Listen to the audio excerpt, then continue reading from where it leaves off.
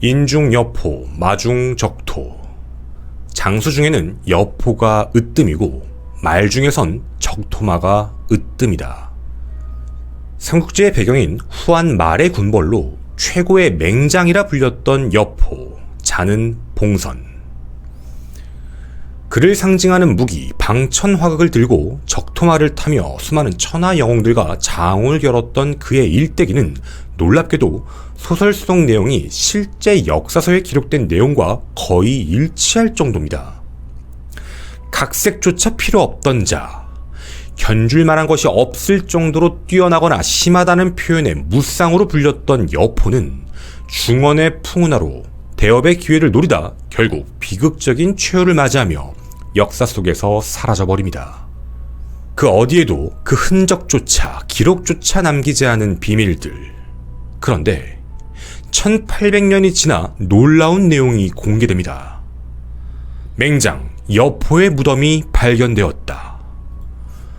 그 무덤 속엔 여포가 실제로 사용했던 창과 무덤의 주인이 여포임을 나타내는 비문이 발견되었고, 그뿐만 아니라 미라 상태로 보존된 여포의 시신이 발견되었다며 이를 공개하게 됩니다. 최근엔 그 미라를 통해 복원 작업을 거쳐 여포의 실제 얼굴을 복원했다고도 하는데요. 과연 진실일까요? 1월 미스테리 극장 최고의 맹장 여포, 그 무덤의 미스터리 편입니다. 네, 안녕하십니까, 김원입니다. 삼국지를 좋아하지 않는 분들도 가끔 쓰는 인터넷 용어로 이 인물의 이름을 들어보셨을 겁니다. 좀 웃긴 표현이긴 한데 방구석 여포라고 쓰지요. 아마 대충 뜻은 알고 계실 텐데요. 사회생활에선 매우 소심한데 익명성이 보장되는 인터넷 공간에선 매우 강한 사람처럼 자신을 포장하며 그렇게 나오는 사람들을 일컫는 말이기도 합니다. 바로 여기 나오는 그 여포, 강함의 상징인 것이죠.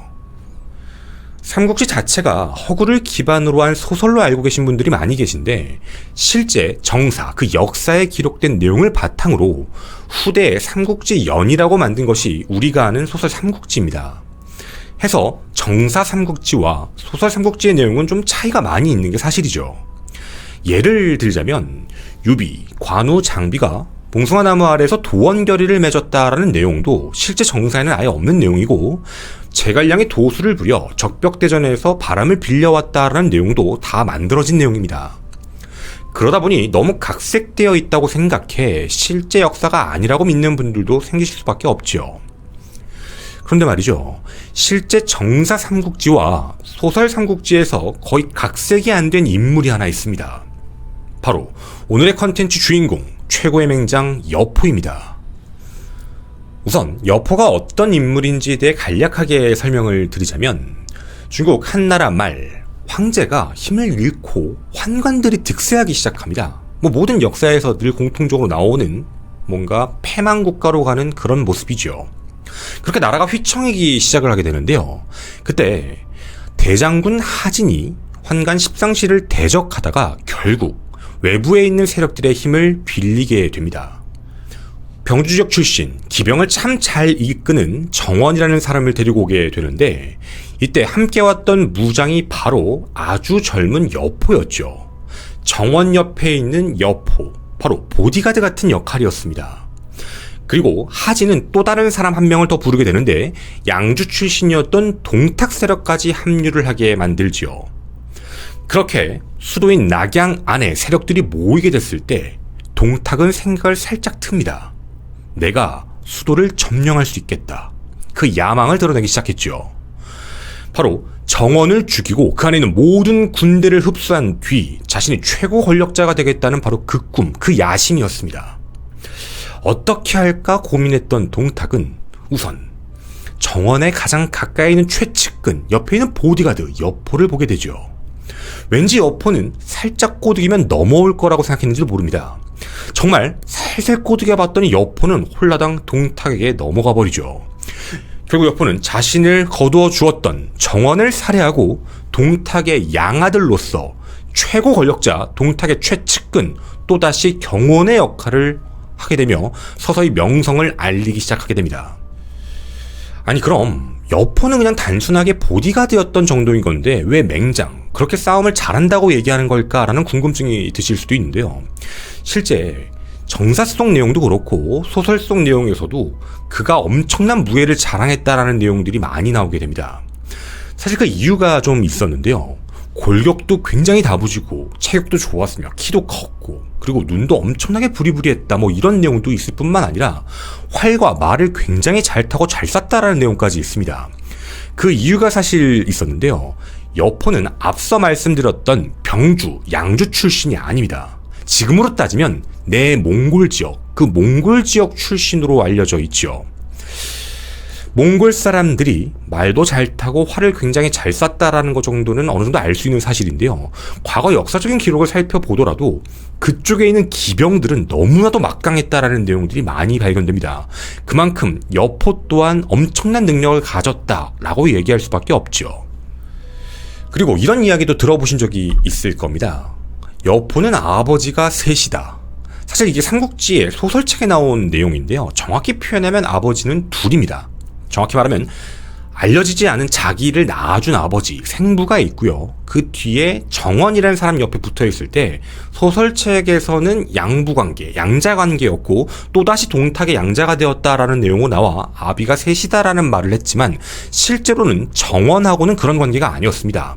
그냥 최측근이었던 것뿐이었죠. 근데 정원을 자기가 죽이고 나서 동탁의 경호대장으로 가면서 그때 당시에 두 번째 부자의 연을 맺게 된 겁니다. 그래서 정확히 표현을 하면 아버지가 셋이다라는 게 아니라 여포는 자신이 모시던 주군들을 계속 배신했다라는 말이 좀 더 정확한 표현일 수 있죠. 어린 나이에 엄청난 권력자 옆에 있게 된 여포, 어떤 생각을 하게 될까요? 일단 동탁이 후계자가 별로 없었습니다. 동탁이 좀 나이가 있는데 만약에 죽게 되거나 어디선가 암살을 당하게 되면 그 후계자가 나타나야 되는데 자신이 양자지요. 분명 그 모든 권력을 승계하고 싶어 했을 겁니다. 야심이죠. 헌데 한 가지 문제가 있었습니다. 사실 소설에는 많은 내용들이 나와 있지는 않은데 여포의 가장 큰 단점이 뭐였냐면 그냥 옆에서 지키는 보디가드 정도였다는 거죠. 이게 어떤 내용이냐면 우리가 입장을 좀 바꿔서 우리가 한 나라의 어떤 장군의 밑에 있는 병사다라고 가정을 좀 해보고 나서 얘기를 해보면 쉬울 것 같은데요. 예를 들면 내가 어떤 장군, 어떤 사람을 모시게 됐는데 생판 모르는, 어디에서도 듣도 보도 못한, 어떤 경력도 없고 전투 능력을 검증받지도 못한 김원 장군이라는 사람이 나타났다고 얘기하면 모든 사람들이 반발할 겁니다. 저 사람을 어떻게 믿고 함께 전쟁을 하고 저 사람이 나를 사지로 몰아들지, 전쟁에서 우리를 다시 집으로 돌려줄지 그걸 장담할 수가 없게 되죠. 근데 이름만 들어도 대단한 사람, 뭐 삼국지에 많이 나오는 우리 부대에 관우라는 장군이 온다, 장비라는 장군이 온다, 이런 식의 이야기가 나오면 병사들의 사기는 분명 달라질 겁니다. 이 이야기를 왜 들었냐면 지금 현재 보디가드로서의 역할만 했던, 어떤 공도 제대로 갖고 있지 않았던 여포의 입장에서는 후계자가 될 수 있는 가능성이 아예 없었다는 거죠. 만약 동탁 사후에 자기가 양아들이어서 그 모든 것들을 승계하겠다라고 얘기하면 내부에서 엄청난 반란이 일어날 건 불보듯 뻔한 겁니다. 그리고 이 안에는 앞서 말씀드렸던 병주파, 양주파라는 게 있었죠. 하지만 여포 자체가 그 지역 어디 출신도 아닌 내몽골 출신이었기 때문에 그 세력들조차도 당연히 여포를 인정하지 않는다라는 문제입니다. 해서 여포는 욕심이 생기기 시작하죠. 자기가 전투를 직접 해보고 싶다. 기회를 엿보던 여포는 한번 전투에 나간 적이 있었습니다. 동탁의 세력을 잡자 각 지방 군장들은 함께 다 같이 반동탁 세력 연합이라는 걸 만들고 그중 대표격인 인물이었던 손견 장군이 쳐들어오게 되는데 그때 당시 이걸 막겠다고 나섰다가 말 그대로 완전히 박살이 나버립니다. 제대로 군도 지휘를 못했고 처음으로 나가보는 군 지휘 장군이었는데 말 그대로 처참한 패배를 겪게 되죠. 결국 동탁도 야 넌 진짜 안 되겠다라고 얘기하면 다시 옆에 두는 그렇게 보디가드 역할로 세워놓게 됩니다. 답답할 수밖에 없겠죠. 그런데 이때 여포가 또다시 사고를 칩니다. 동탁의 집 안에서 동탁을 호위무사의 역할로서 옆에 있었던 여포, 실제 정사와 그리고 삼국지에서는 내용의 기록이 좀 다른데 삼국지 내용에서 살펴보면 소설책에서는 굉장히 한 여인만을 사랑하는, 아마 아실 겁니다. 초선이라는 가공된 인물이죠. 초선만을 사랑했고 초선을 지키기 위해서 동탁을 배신했다, 뭐 이런 식의 이야기가 많이 나오는데요.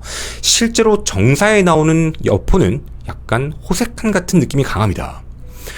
해서 여포는 그 버릇을 또 못 고치고 있던 상황이죠. 바로 동탁의 시녀를 건드리는 진짜 말도 안 되는 일을 저지르게 됩니다. 그때 여포는 느끼게 되죠. 아, 이거 자칫 잘못하면 죽을 수도 있겠다. 동탁이 가만히 안 둘 수도 있다라는 생각이 든 거죠. 해서 그 불안감을 캐치했던 한 사람이 있었습니다. 바로 그 낙양 안에 있었던 굉장히 명망이 높았던 왕윤이라는 사람인데, 왕윤은 정원과 굉장히 친한 사이였죠. 정원을 배신하고 여포는 동탁에게 붙었는데 지금 또다시 여포가 동탁 때문에 불안해하고 있다. 그 기회를 왕윤은 놓치지 않았습니다. 가서 꼬드기죠. 너 조금 있으면 죽을 것 같아. 이런 식으로 말입니다. 네가 먼저 동탁을 죽이는 게 어떠냐 라는 제안을 했는데, 그때 당시 여포는 이런 말을 했다고 합니다. 아, 그래도 양아버지인데 어떻게 죽이냐. 그때 왕윤은 이런 말을 하죠. 너는 여씨고 동탁은 동씨인데 그게 뭔 상관이냐. 그 말을 들은 여포는 정말 자신의 양아버지 동탁을 살해합니다. 그 이후부터 말 그대로 난리가 나기 시작합니다. 중앙 집권을 왕윤이 하고 또 그 옆에는 바로 여포가 붙어 있었죠. 동탁을 따르던 그 군벌들, 이각과 곽사 같은 사람들이 봉기를 일으킵니다. 반란을 일으키며 싸움이 일어나게 되는데, 결국에는 패퇴하게 되어 여포는 그렇게 방랑자 생활을 하기 시작하게 되죠. 그 이후에 여포는요, 굉장히 문제아였습니다. 원술이라는 군벌에게 갔다가 원소에게도 갔다가 또다시 쫓겨나고, 그 뒤에도 계속적으로 사람들 사이에 왔다 갔다 하다가 우리가 많이 알고 있는 바로 유비 쪽에 붙게 됩니다. 그리고 여포는 또다시 유비를 배신하죠. 그 이후에 이상한 활동을 계속하고 있다가 결국에는 조조에게 붙잡혀 죽게 됩니다. 정사에서는 여포를 이렇게 표현하고 있습니다. 굉장히 날쌔고 용감하지만 머리가 없다. 정확히 표현하면 계책이 없다. 그리고 사람에 대한 의심과 질투가 많아서 내부 부하들을 제대로 통솔하고 통제하지를 못한다라는 말로 평가를 했죠. 맞습니다. 무예는 매우 출중했습니다. 그리고 대병력이 아니라 어느 정도의 병력, 기병대를 이끌고 전쟁하는 능력은 매우 탁월했죠. 하지만 가장 큰 문제였던 세력 기반이 존재하지 않았습니다. 몽골족 출신이었기 때문에 당연히 중원에선 자신에 대한 기반이 있을 수가 없었죠. 그렇게 거듭된 배신, 주군을 섬기면 주군을 죽인다라는 그런 내용들 때문에 결국엔 조조도 그를 죽이게 됩니다. 그의 마지막 기록의 내용을 살펴보게 되면 목을 졸라 살해했다. 근데 이것도 평가에 대한 기록은 해석이 좀 다를 수도 있는데요. 어디서는 참수형에 처했다 해서 효수되었다. 목을 걸어두었다라는 기록이 남아 있습니다. 그리고 그 시신조차 어디에 묻혔는지 기록조차 남겨놓지 않았죠. 그렇게 여포는 어디에 묻혔는지 아니면 그냥 사라진 건지 그렇게 역사 속에서, 그리고 우리의 모든 기록 속에서 완벽하게 사라져버렸습니다. 1800년간 베일에 감춰주었던 여포. 사실 사람들은 여포의 묘가 있을 거라고 상상조차 하지 않았습니다. 당연히 그때 당시 조조가 여포의 묘까지 만들어줬을까? 라는 생각 때문이었죠. 근데 일각에서는 있을 수도 있다 라고도 얘기를 했습니다. 어쨌든 여포를 따랐던 사람들이 있었기 때문에 시신 자체를 훼손하기보다는 나중에 효수 이후에 시신을 수습해가라 라고 누군가에게 시켰을 수도 있다, 뭐 이런 정도의 추측이었죠. 물론 그냥 추측입니다. 1800년간 그 어디에서도 근거는 없는 내용이었죠. 그런데 2007년 허난성 슈연 샤오란펑 마을에서 갑자기 이상한 사건이 발생합니다. 마을 사람들이 자신들의 밭에 물을 대는 데 사용하던 그 운하의 물이 갑자기 이상한 데로 흘러간다는 걸 알게 되죠. 해서 그 운하의 끝으로 갔는데 한 사람이 들어갈 수 있는 큰 구멍이 여러 개 발견됩니다. 이게 도대체 뭐지? 라고 했는데 마을 사람들 사이에서 대대손손 내려왔던 이야기가 하나 있었는데요. 역사적으로 매우 높은 지위를 갖고 있던 한 인물이 묻힌 고대 무덤이다라는 전설인 겁니다. 당시 상황을 보고 누가 도구를 냈나 싶어 관련 부서에 상황을 보고를 했고 곧 고고학팀이 도착해 발굴을 시작하게 되죠. 처음에는 굉장히 큰 좌절감, 상실감이 들었다라고 합니다. 예전에 있었던 그런 놀라운 무덤들과는 굉장히 다른 소박한 무덤, 깨진 도자기 몇 개만 있는 그런 무덤 때문이었다라는 내용이었죠. 별로 가치가 높지 않고 이건 평범한 사람의 무덤일 확률이 높다라고 판단을 했습니다. 그런데 고고학팀은 포기를 하지 않았죠. 다시 한번 실제로 무덤이 있는지를 확인하기 위해 현지를 방문했고요. 주변 사람들에게 다시 물어보니 신분이 매우 높은 고귀한 사람이다. 계속 그렇게 들어왔다. 그리고 이름도 모르고 주인도 모른다 라고만 이야기를 했습니다. 결국 고고학팀은 무리해서라도 조금 더 깊게 파보자라고 결정을 하고 안쪽을 더 깊이 파들어가기 시작을 했죠. 그리고 고고학팀은 마침내 그 무덤 깊은 곳에서 하나를 발견하게 됩니다. 바로 비문이었죠. 그 비문의 내용은 매우 놀라웠습니다. 제1군 사령관.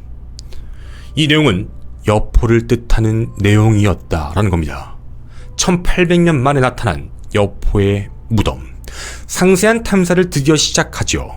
큰 관을 치우고 나서 그 주변에 있는 물건들을 확인하고 결국엔 여포의 무덤이라는 확신을 하게 됩니다. 이 내용이 퍼지자 마을 전체는 경악할 수밖에 없지요. 그 지방 현 정부도 놀라워합니다. 그 즉시 현급 문화재 보호단위로 지정을 해버리게 되죠. 이 안에서 여포의 무기까지 발견된 게 사실입니다. 삼국지에서 나오는 우리가 알고 있는 그 방천화극의 모양은 아니지만 실제 생전에 여포가 썼던 무기로서 굉장히 중요한 역사적 가치를 띠게 되죠. 성분을 확인해 본 결과 매우 정교한 장인이 만든 것으로서 재료 자체도 굉장히 질 좋은 것으로 당시에도 굉장히 비싸고 희귀한 물건이라고 예상을 했습니다. 이 창의 길이를 쭉 펼쳐보면 두 사람의 키가 합쳐질 만큼 엄청 크고 길다라고 판단을 했죠. 현재는 박물관에 보낸 상태다라고 알려져 있습니다. 그리고 그 안에서 나온 미라의 키를 재본 결과 키는 약 2m. 당시 시대적인 경우 그때 당시를 살펴보게 되면 2m는 엄청나게 큰 장신입니다. 그리고 결국 앞서 보여드린 대로 컴퓨터 3D 기술을 이용해서 여포의 얼굴을 생전 얼굴로 복원까지 하는 작업을 완성했죠. 어떠신가요? 우리가 역사 속에서만 보던 그 여포의 무덤이 발굴됐고 생전의 얼굴을 그대로 복원해냈으며 당시에 썼던 무기까지 찾아냈다. 사실 엄청난 역사적 발견입니다. 정말 우연치고는 놀랍게도 그 비밀이 공개됐고 정말 우리가 눈으로 보더라도 어떻게 저게 무덤이지 싶을 만큼 허름한 모습입니다. 해서 그 오랜 시간 동안 도굴조차 되지 않았다라고도 볼 수 있는 것이죠. 그런데요, 궁금한 게 있습니다. 이거 정말 사실일까요? 이런 생각을 했던 이유가 사실 있습니다. 크게 나누면 두 가지인데요. 하나는 분명 여포를 죽일 때 조조가 참수형에 처했다. 물론 해석에 따라 다르지만 목을 잘랐다라는 부분에 대한 내용이 있는데 분명 미라에는 그 적합한 흔적조차 없습니다. 그럼 목을 자르지 않았다라는 말이 맞는 건가? 근데 그렇다고 보기에는 목뼈도 온전해 보입니다. 효소형에 처했다면 분명히 목뼈가 부러졌을 가능성이 높은데도 말이죠. 목에 어떤 상처도 없다라는 게 정말 맞을까라는 의문점이 첫 번째였습니다. 그리고 두 번째 드는 의문점. 여기가 정말 여포의 무덤이고 2007년 당시에 발견됐고 사람들 사이에서 그때 놀라움이 있었으며 현급 문화재로 지정이 된 거라면 지금까지도 저렇게 방치해 놓다시피 놔두는 게 과연 맞는 걸까라는 생각입니다. 물론 이 부분에 대해서는 중국은 역사적으로 굉장히 유명한 황제 무덤 같은 경우들만 지속적으로 복원하고 관리하고 관광지로 만든다. 삼국지의 역사적 인물 중에서도 충, 의 이런 식 혹은 굉장히 획을 그었던 사람들 것만 신경을 쓰고 있다라는 내용들도 있었기 때문에 우리가 느끼는 여포와 달리 중국에서 느끼는 여포는 그렇게 역사적인 가치가 없어서 그런 걸까라는 생각도 드는 대목이었죠. 해서 이 내용이 어디까지가 진실인지 그 내용을 살펴보고자 했습니다. 일단 첫 번째, 가장 쉬운 방법이 있죠. 바로 이 사진을 한번 구글링으로 돌려보는 겁니다. 정말 여포의 시신 사진이 맞을까? 궁금했던 건요, 이걸 만약에 돌리게 돼서 기사가 나오게 되면 중국의 메이저 언론들이 여포의 시신이다 라고 공표했다. 확실한 겁니다. 무언가 진짜일지 아닐지 한번 돌려봤을 때 그 결과는 정말 깜짝 놀랐죠. 이 사진 막 갖다 쓰는 사진입니다. 어디선 내몽골에서 발견된 미라, 어디선 시베리아, 어디서는 한 무죄의 시신이다 등등으로 쓰입니다. 아직도 정확한 출처가 어디서 온 건지 확인조차 어려운 내용이죠. 여포다, 몽골에 있는 시신이다, 한 무죄다. 즉 이 사진 가짜입니다. 그때 저희는 여포 무덤, 여포 창, 여포 시신과 관련돼서 도대체 어디서 기사가 나왔는지 중국에 대한 내용들을 하나씩 살펴봤는데요. 정말 놀라웠습니다. 무덤 출토 소식에 대해서 바이두라는 데서만 계속해서 글을 올렸는데요. 이 안의 내용들을 살펴보면 앞서 읽어드린 그런 내용들이 적혀 있습니다. 근데 여기는 어떤 고고학 팀이 나와서 발굴을 한 건지, 그리고 각각 사진이 전부 다 다릅니다.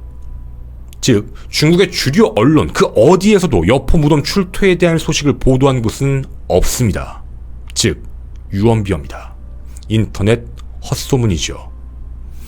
여러분이 지금까지 보신 미라, 복원된 얼굴, 출토, 사진, 이 모든 것들은 다 만들어진 가짜들이라는 겁니다. 그럼 이런 생각은 드실 겁니다. 아니 여포 무덤이 맞다며, 그 묘지명도 확인했다며, 거기에 비문이 있었다는데 뭐야? 아니요. 그 비문 내용도 가짜입니다. 다른 내용이고요. 한나라 내용도 아닙니다. 모든 내용을 이상하게 짜집게 해서 날조한 내용들, 그 어디에도 여포의 무덤이라는 증거는 존재하지가 않았다는 거죠. 아니 근데 현 문화재급으로 지정했다고 했잖아 라는 내용을 아마 기억하시는 분이 계실 겁니다. 해서 사람들 사이에선 이렇게 나뉘게 됩니다. 여포의 무덤은 맞는 것 같은데 출토품들은 전부 가짜다 라는 사람들과, 아니다, 무덤 자체도 가짜다 라고 얘기하는 사람들. 전 이 내용도 조금 더 확인해 보고 싶었습니다. 그리고 그 내용을 찾았습니다. 자, 분명 그 지역에 사는 마을 사람들, 현재 거기가 여포의 묘다라고 믿고 알고 있습니다. 지금도 가끔 가서 술을 따르고 이런 재회 같은 것도 지내고 있는 상황이죠. 자, 그럼 중요한 내용은요, 2007년 그때 당시 알게 되었다라는 내용이 위에 있었습니다. 그리고 그 마을 사람, 주변의 사람들까지도 그때까지 2007년까지만 해도 그게 누구 묘인지도 몰라요. 아무것도 몰라요. 그냥 위에서 높은 사람들이 있었던 묘래요 라는 이야기만 했다고 했죠. 정말 앞서 보셨던 그 묘, 여포의 묘라고 확인된 사실이 맞을까요? 놀라지 마십시오. 중국 문물 지도집, 그곳엔 기록이 되어 있습니다. 여포의 묘. 정확히 표현을 하도록 하겠습니다. 이 내용을 그대로 번역해서 보여드리겠습니다.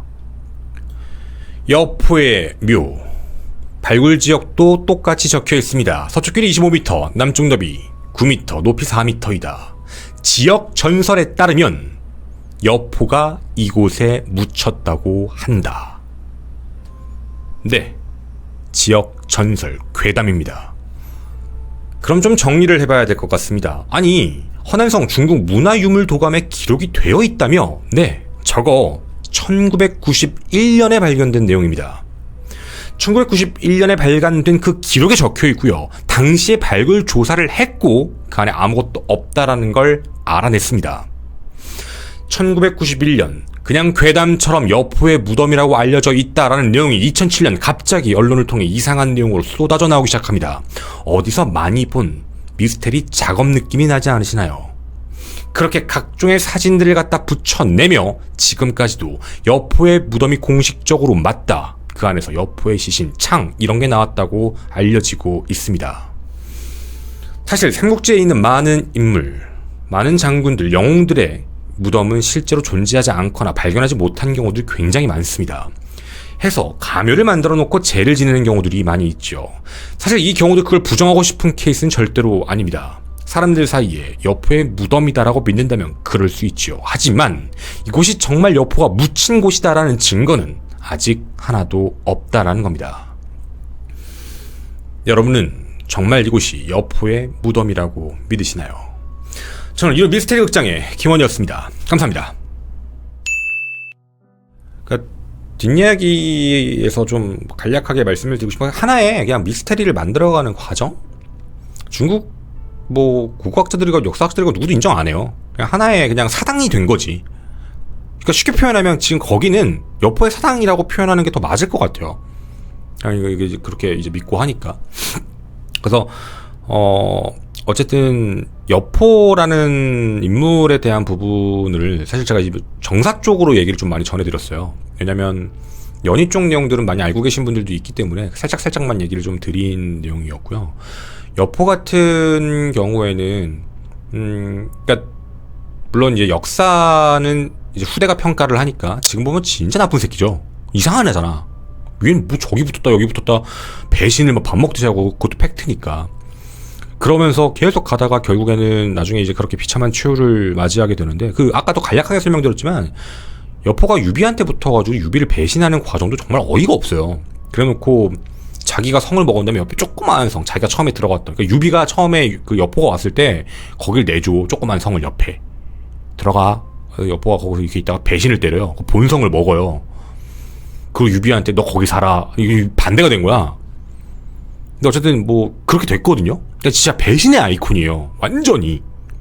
그래가지고 그러고 있던 상황에서 얘가 그 안에서 이제 근데 이거는 제가 앞에 안 넣었는데 아까 정사랑 연이랑 되게 비슷한 내용들이 많다. 삼국지 실제 역사 내용에 보면은 1대1 맞짱 뜨는 걸 일기토라고 하는데 이거 진짜 안 하거든요. 장군끼리 맞짱을 뜨는 경우는 당연히 드물어요. 왜냐면 이제 군대를 거느리고 있는데 내가 나가서 지면은 그 전쟁은 망한 거잖아. 내가 사령관이고 내가 지휘를 해야 되는데 내가 다치거나 죽어버리면 이 뒤에 병사들은 어떡해요. 그러니까 원래는 그렇게 1대1로 싸우는 케이스는 되게 드물어요.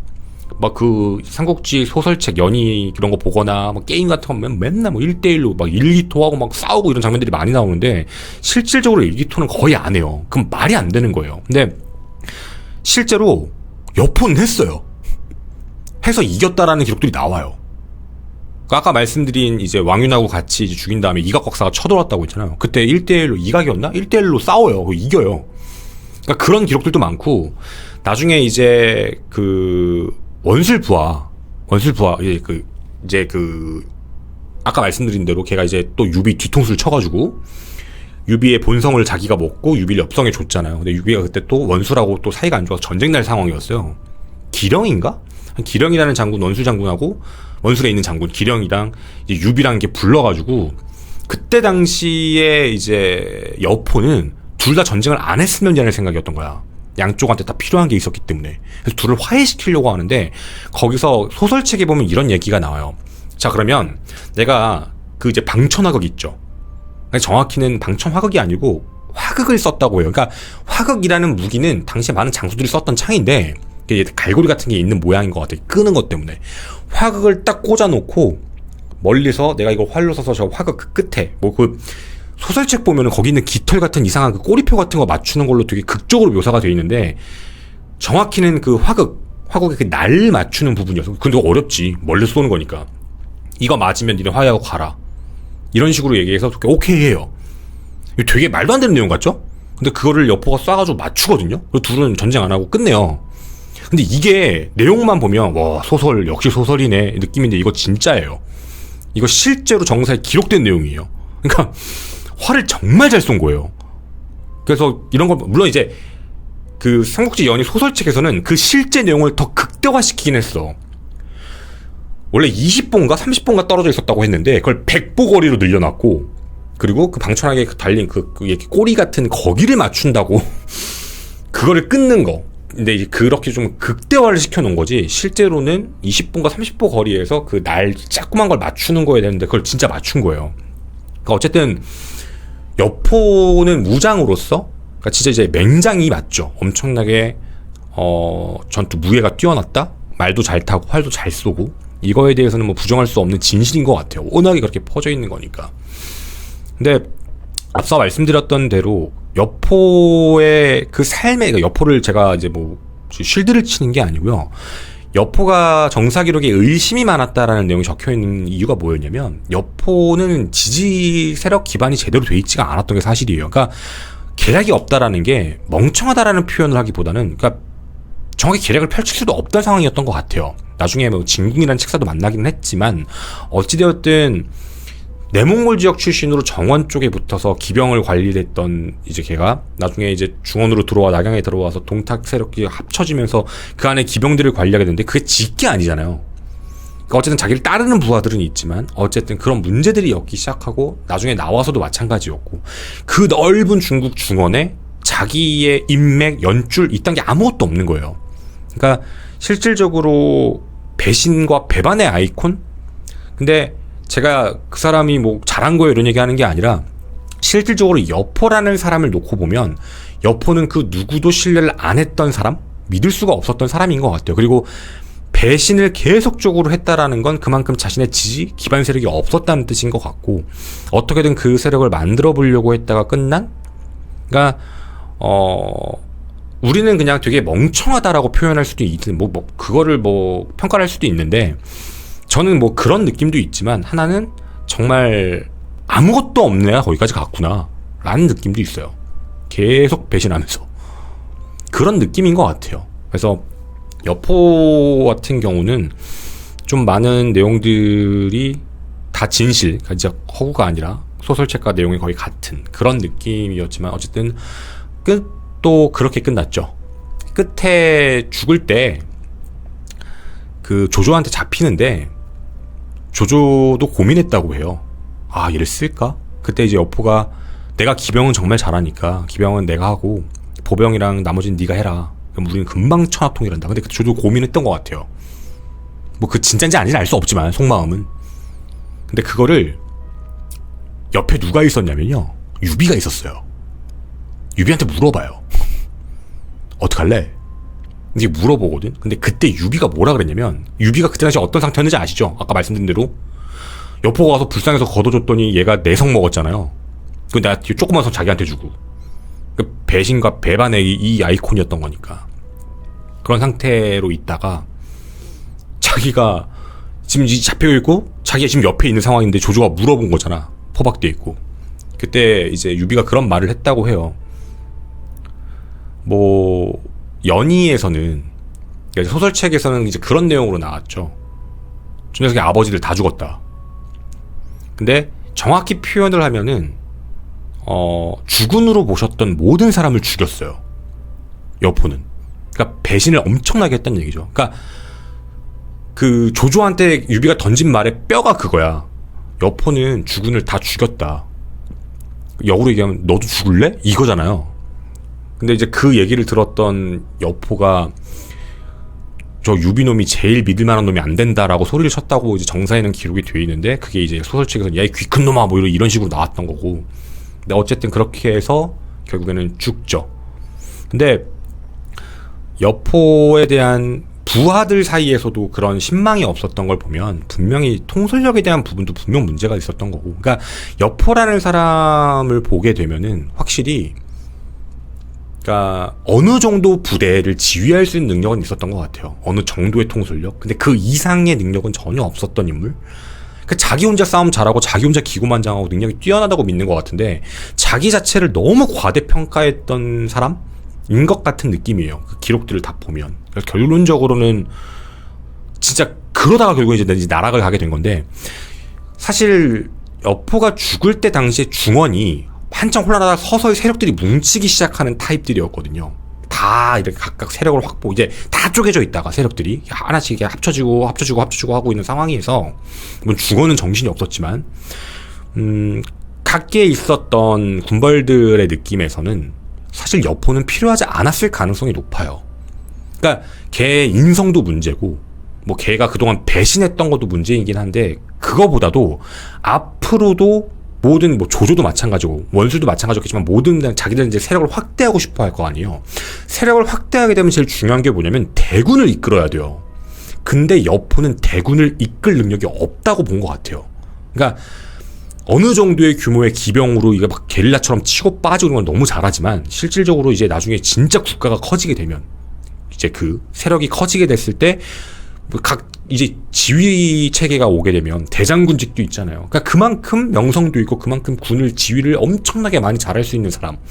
근데 그 정도의 능력이 전혀 없었고 이제 초창기에 막 세력이 쪼개져 있고 막 전쟁 막 난리 나고 막 이런 진짜 완전히 혼잡한 시기에는 여포 같은 장수가 굉장히 중요했을지 모르겠는데 그 뒤에는 사실 필요한 느낌이 전혀 없는. 그러니까 딱 한계점이 명확했던 장수? 정말 싸움은 잘했지만 그런 느낌이 드는 게 사실 여포 같아요. 여포는 그래서 제가 봤을 때 그때 안 죽었어도 언젠간 분명히 죽을 운명이지 않았을까 싶을 만큼 자기가 바뀌질 않았으니까, 자기가 변화한 게 아니었기 때문에 아마 언젠간 분명히 죽을 운명이 아니었을까 싶을 만큼. 그러니까 저는 삼국지를 너무 좋아하는데 여포라는 인물을 예전에 소설책에서 보고 나중에 정사라는 내용에서도 이제 몇몇 기록들을 보면서 혼자 그 생각을 했었어요. 여포에 대한 쉴드가 아니라 그 사람에 대한 생각을 해봤을 때 여포라는 사람은 확실히, 그러니까 어깨뽕이 진짜 심하게 어린 나이부터 어깨뽕이 정말 심하게 들어갔고 자기 자신을 발전하려고 하는 능력이 거의 좀 많이 없었다, 늦었다, 그리고 정말 많은 영웅들을 무시했다, 이런 느낌. 그래서 그 누구와도 제대로 친구가 될 수도 없었고, 뭐 세상에 뭐 난세 친구는 없지만 어쨌든 누구와도 그렇게 잘 타협도 안 됐고, 언제든 뒤통수 칠 궁리하고, 왜냐면 자기가 그 사람을 못 믿으니까 먼저 뒤통수를 치는 거예요. 걔 편을 들자면. 그러니까 언젠가 날 죽일 것 같으니까 내가 먼저 뒤통수를 치자, 항상 그런 루트였어요. 이 여포가 항상 배신하는 과정들을 살펴보면 늘 그래왔는데, 어쨌든 이런 사람의 최후는 그거죠. 뭐 시신이 어디 있는지조차 모르고 역사 속에서 완전히 흔적이 지워진 거니까. 그래서 이제 여포와 관련된 무덤에 대한 그 미스터리, 그런 내용들도 여러분에게 정리를 해드렸습니다. 감사합니다.